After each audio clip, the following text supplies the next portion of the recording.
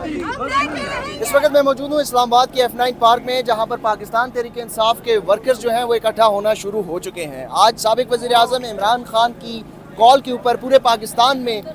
جو ہے وہ انتخابی نتائج کے خلاف احتجاج کی کال دی گئی ہے، اور اسلام آباد کے F9 پارک میں اس وقت جو ہے وہ مختلف ٹولیوں کی صورت میں کارکن جو ہے وہ جمع ہونا شروع ہو گئے ہیں، لیکن جو مرکزی دروازہ ہے، جو داخلی دروازہ ہے F9 پارک کا، وہ وہاں پر جو ہے پولیس کی بھی بھاری نفری تعینات ہے، اور اس کے ساتھ ساتھ کارکنان کو گرفتار کرنے کے لیے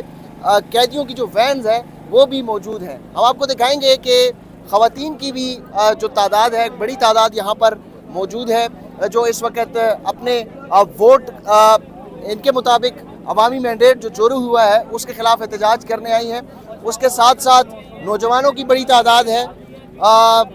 پرجوش لوگ نظر آ رہے ہیں، اور یہ اس وقت یہ جلسہ ہو رہا ہے، یہ احتجاجی ریلی پاکستان تحریک انصاف کی اسلام آباد میں ایک بڑے عرصے بعد یہ کال دی گئی ہے۔ ہم نے دیکھا کہ جب سے 9 مئی کا واقعہ ہوا تھا اس کے بعد اسلام آباد میں کوئی بڑا اجتماع جو ہے وہ پاکستان تحریک انصاف نے اکٹھا کرنے کی کال بھی نہیں دی تھی، اور دفعہ 144 بھی شہر کے اندر نافذ ہے۔ پولیس کے مطابق اس وقت دفعہ 144 نافذ ہے، یہاں پر پولیس کے کچھ لوگ بھی، افسران بھی اور اہلکار بھی بڑی تعداد میں موجود ہیں،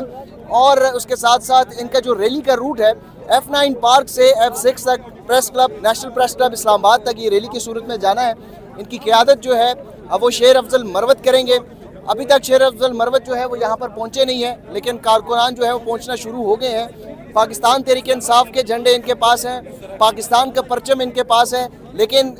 جو نیشنل پریس کلب کے اطراف جو ہے وہ خندقیں بھی لگائی گئی ہیں جہاں پر انہوں نے پروٹیسٹ کرنا تھا۔ تو یہ اس وقت یہاں پر یہ صورتحال ہے۔ اس سٹوری جو ہے وہ مزید بھی ہم اس سے آپ کو اپڈیٹ کریں گے۔